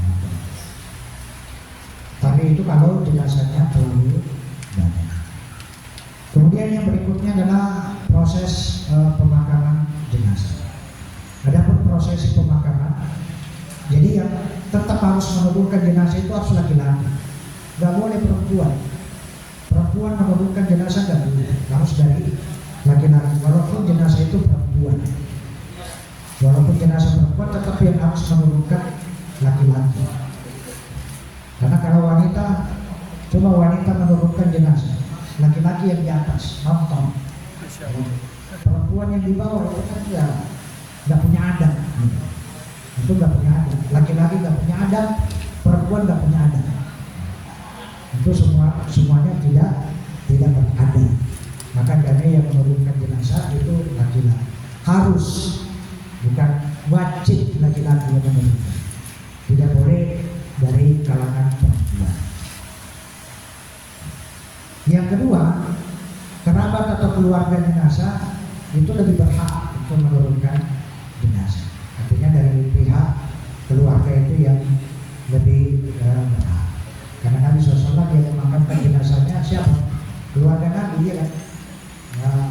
Menantunya Ali bin Abi Thalib, yang sepupunya itu yang memasukkan jenazah Rasulullah. Kemudian yang ketiga adalah suami boleh berhak mengurusi jenazah istri, sebagaimana yang tadi kita katakan, lawan jenis itu boleh, tapi hanya untuk suami dan istri yang memandikan, mengapani jenazah suaminya, kemudian menguburkan sendiri juga boleh. Tapi tetap yang lebih utama adalah apa? Yang mengurusi, yang paling berhak mengurusi jenazah itu adalah apa? Kalau jenazah laki-laki ya laki-laki, jenazah perempuan adalah perempuan. Kemudian yang berikutnya adalah apa? Memasukkan jenazah mulai dari bagian kaki. Karena kuburan itu kan, kita di Indonesia itu kan membujur utara selatan, ya kan? Utara selatan. Bagian utara itu kan bagian kepala. Maka memasukkan jenazah itu dari arah selatan, dari arah kaki, bukan dari arah timur, bukan dari arah. Nah, itu sunnahnya. Kalau di Madinah itu menghadap ke mana? Timur barat. Di Madinah kan kiblatnya mana? Selatan.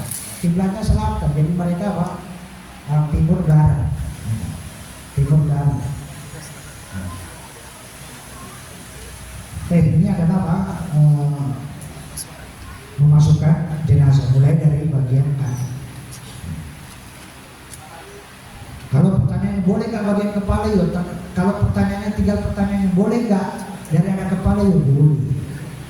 Kalau pertanyaannya sunnahnya dari arah kaki ya dari arah kepala, ya dari arah kaki sunnahnya. Tergantung pertanyaan. Tergantung pertanyaan. Kemudian kubur jenazah perempuan ditutup. Nah, ketika memasukkan jenazah perempuan itu ditutup, supaya apa namanya, tidak terlihat, ya istilahnya untuk menjaga saja, jangan sampai terjadi fitnah. Kemudian yang berikutnya adalah adapun bacaan ketika memasukkan jenazah ke dalam liang kubur adalah seperti yang diajarkan oleh Nabi, Bismillahirrahmanirrahim, Rasulullah Sallallahu Alaihi Wasallam, atau Bismillah wa ala millati Rasulullah Sallallahu Alaihi Wasallam. Adapun posisi jenazah di dalam kubur, posisi jenazah itu diletakkan dengan posisi miring menghadap ke arah kiblat. Itu aja. Kalau kiblatnya kita karena kita utara selatan ya menghadap ke barat. Dimiringkan berarti yang apa? Yang sebelah ini bagian kiri itu bagian atas. Bagian kiri adalah bagian atas. Kemudian melepaskan tali ikatan kain kafan jenazah pada saat diletakkan di dalam kubur, miring ke arah kanan. Melepaskan tali ikatan, tali pocong. Ya, melepaskan atau tidak melepaskan sama-sama dulu. Jadi apa namanya? Jadi tidak ada kaitannya dengan mana yang lebih kita mengatakan. Jadi mau melepas atau tidak melepas itu dulu, tapi melepas itu adalah lebih utama. Jadi berdasarkan perbuatan dari sahabat radhiyallahu taala. Kemudian sunnahnya orang yang hadir dalam memakamkan jenazah dan mengambil satu genggam tanah, kemudian ditaburkan di makamnya. Baik itu sudah masih di dalam di bawah masih apa namanya di bawah, atau sudah tanahnya sudah dibuat gundukan, tetap sunnahnya adalah kita menaburkan tanah di atas makam, walaupun itu sudah ditimbun, walaupun sudah ditimbun.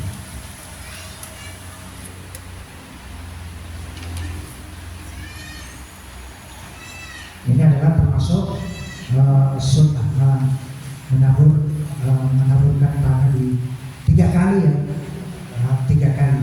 Satu genggam, maksudnya satu genggam gini, taburkan, satu genggam, taburkan, satu genggam, taburkan. Adapun bacaan, ada yang menyebutkan bacaan ketika menabur tanah di atas makam. Ada yang membaca minha khalaqnakum wa fiha nu'idukum wa minha nukhrijukum taratan ukhra. Ini tidak ada riwayat sama sekali. Ini adalah termasuk lafaz bukan dari Rasulullah Sallallahu Alaihi Wasallam. Karena ada yang ada yang menyebutkan kalau menabur kembang, menabur tanah ini, ada ucapkan minha khalaqnakum wa fiha nu'idukum wa minha nukhrijukum taratan ukhra. Ini adalah tidak ada tuntunan dari. Kemudian sunnahnya membuat gundukan. Gundukan itu apa? Dilebihkan dari atas tanah sejarak 1 jengkal. Dilebihkan di atas tanah. Sebab nanti apa? Dia akan turun tanah. Dibuat. Kemudian apa? Dibuat seperti punuk onta, maksudnya setengah bulatan. Kalau kuburan kita kan rata-rata kotak. Ada yang membuat kotak, ya kan? Ada yang membuat kotak persegi panjang. Yang sunnah adalah dibuat punuk gundukan seperti punuk onta. Kemudian memberi tanda dengan batu atau dengan kayu atau dengan apa saja ya. Batu. Adapun menanam pohon itu nggak boleh. Tidak ada sunnahnya menanam pohon hidup ditaruh di atas kuburan. Itu nggak ada. Itu bukan termasuk sunnah loh. Katanya menabur kembang selama kembang itu masih basah, dia akan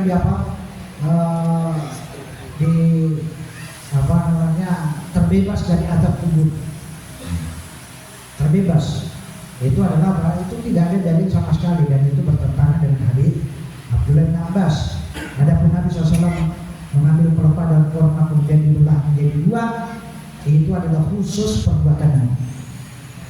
Tidak berlaku untuk selain Nabi. Tidak berlaku. Abu Bakar pernah nggak mengambil pelepah dan korma membelah? Tidak. Umar juga tidak. Utsman juga tidak. Ali juga tidak. Demikian juga sahabat-sahabat yang 10 orang dijamin masuk surga tidak pernah juga menanam mengambil pelepah daun kurma kemudian menancapkan. Kalau Anda ingin menabur kembang, Anda jadi nabi. Itu bahasa kasarnya. Anda jadi nabi dulu, baru boleh maka menabur kembang itu. Tapi kalau jadi fitnah besar, Anda tidak usah menabur kembang, biar yang lain aja. Biar yang lain yang menabur kembang. Anda punya alasan, boleh beralasan apa aja, modus, dan buat modus tidak ada masalah, ya kan? Buat modus. Karena Nabi Ibrahim sendiri kan pernah berdusta 3 kali, tapi walaupun itu bukan dusta ya, bukan dusta, ya kan? Nabi Ibrahim dalam Syafatul Utsma, dalam hadis tentang Syafatul Utsma, Nabi Ibrahim ditanya, wahai Nabi Ibrahim, engkau kan kekasih Allah, coba berikan syafaat kepada kami. Nabi Ibrahim mengatakan, tidak, saya pernah 3 kali berbohong kepada Allah, walaupun itu bukan bohong.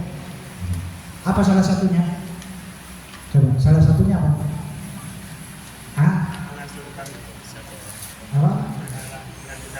Menghancurkan berhala. Wahai Nabi Ibrahim, siapa yang menghancurkan berhala? Tanya patung yang besar itu. Ya, patung yang besar itu yang menghancurkan. Wahai Ibrahim, dia kan patung, tidak bisa berbicara, tidak bisa ini.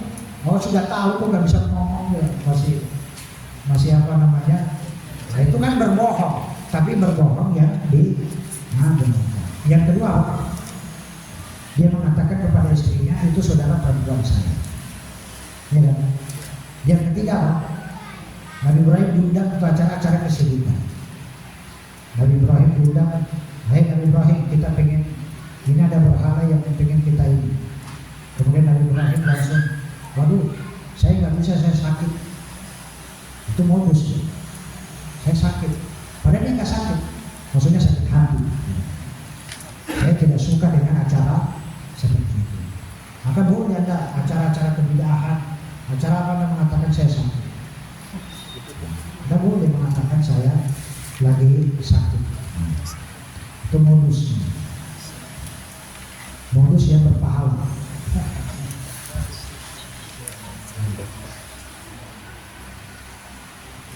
Baik, kemudian apa? Nah, ini memercikan air setelah menguburkan jenazah belum. Dan ini termasuk sunnah. Supaya apa? Kenapa kalau dipercikan? Supaya tanahnya turun. Tanahnya turun ke bawah, disiram air ketika baru dikubur ya, baru ditimbun. Itu supaya disiram air supaya tanahnya padat, nanti dibuang-buangkan di atasnya. Ini apa? Tapi kalau secara kubur bawa kembang, bawa air, nah itu tidak ada sunnahnya. Kan biar si mayat itu biar sejuk, ya, biar dingin. Oh, sudah jadi tulang belulang kok jadi dingin. Jarak kubur itu apa namanya, menyiram air, apa yang mau disiram? Si mayat sudah jadi tulang belulang, ya. Sudah hancur, lembur, sudah jadi tulang belulang. Disiram air, itu nggak ada tuntunan dari menabur kembang juga tidak ada. Menabur kembang itu bukan sunnah dari Nabi SAW. Kemudian yang berikutnya adalah adapun sunnah yang dilakukan sesudah proses pemakaman. Yang pertama adalah mendoakan.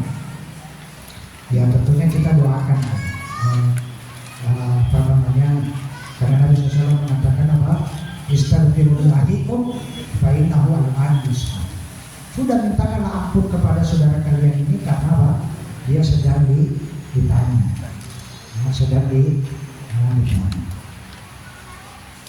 Was'alu lahu at-tasbih. Istaghfiru li akhikum was'alu lahu at-tasbih. Mohonkanlah ampunan untuk saudara kalian dan mintakanlah baginya keteguhan karena sesungguhnya sekarang dia sedang ditanya. Ini doa yang diajarkan oleh Nabi SAW. Yaitu apa? Dia memintakan ampunan Allahumma ghfirlahu. Yaitu doa kembali kepada doa yang kita lakukan dalam sholat jenazah. Kemudian boleh duduk-duduk sejenak. Artinya kita duduk sambil menasihati di antara kita. Tapi sambil duduk ya, bukan sambil berdiri. Berdiri semacam khutbah. Jamaah ada berdiri semuanya jamaah. Kemudian ada ustaz, ada dai berdiri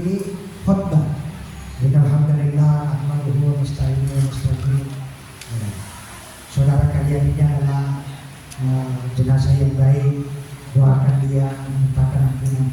Itu sambil khutbah itu nggak ada sunnah, tidak ada sunnahnya berdiri menasihati sambil berdiri, semuanya berdiri, tidak ada sunnah, tidak ada sunnah, apalagi tidak ada. Adapun duduk-duduk saling menasihati, maka ini adalah diberikan. Jadi Syekh Nasruddin Albani berkata diperbolehkan duduk-duduk sejenak di sisi makam dengan tujuan untuk mengingatkan perihal kepada kematian para hadirin serta apa yang menjadi setelah kematian seorang insan.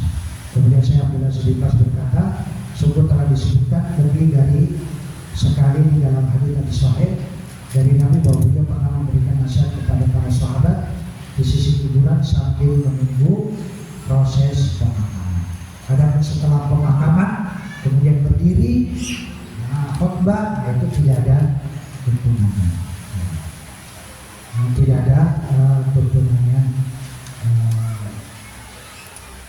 Sebagaimana kata Syekh ini, maksud dari hadis tersebut adalah bahwa Nabi mendatangi pemakaman Baqi, sementara di sana telah terdapat orang-orang di dalam lahan untuk menguburkan.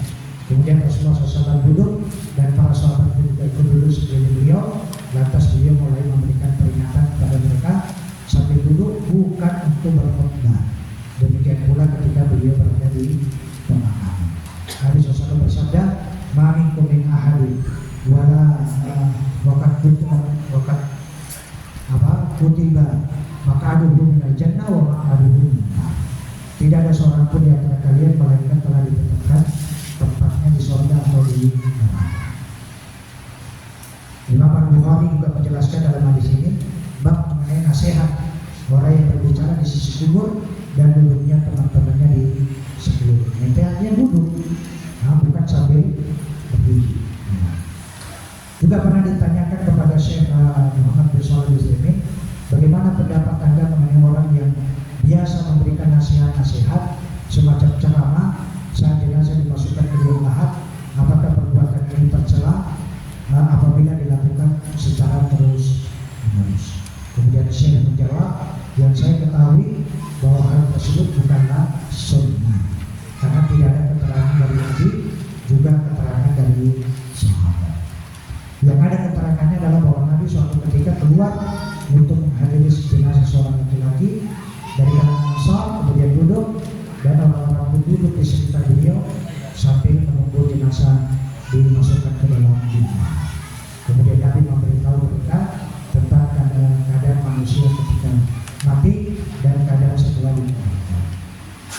Demikian pula pada saat Rasulullah berada di kuburan jenazah yang sedang dikuburkan. Kemudian beliau menyebutkan hadis tersebut. Namun saat mengucapkan kalimat tersebut, beliau tidak berdiri di hadapan mereka layaknya seorang khatib seperti yang biasa dilakukan oleh sebagian orang awam. Beliau pun hanya memberitahu mereka tentang perkara tersebut dalam satu pembicaraan yang di majelis dan tidak melakukannya secara terus-menerus. Kalau ada seandainya ada orang yang duduk di sekitar yang terdapat berapa orang yang sedang menunggu jenazah usai dikuburkan, kemudian dia berbicara seperti yang terdapat dalam hadis di atas, maka tidak mengapa dia lakukan. Justru itu merupakan bagian dari sunnah. Adapun dengan dia berdiri sambil berkhutbah, maka itu bukan termasuk sunnah. Kemudian yang berikutnya, boleh mengeluarkan jenazah di dalam kuburnya untuk satu keperluan yang benar, seperti otopsi. Otopsi itu adalah dibolehkan, atau memindahkan jenazah. Itu boleh mengeluarkan jenazah untuk dipindahkan ke kuburan yang lain, itu adalah boleh. Tapi di kuburan yang tadinya campur dipindahkan ke kuburan yang muslim. Atau untuk proses otopsi itu dibolehkan. Jadi membolehkan jenazah dikeluarkan dari kuburan. Kemudian ketika keluar dari kuburan mendahulukan kaki kiri. Ketika masuk kuburan kaki kanan, keluar dengan kaki kiri. Saya kira itu Allah Ta'ala a'lam. Aku melihat Assalamualaikum warahmatullahi wabarakatuh.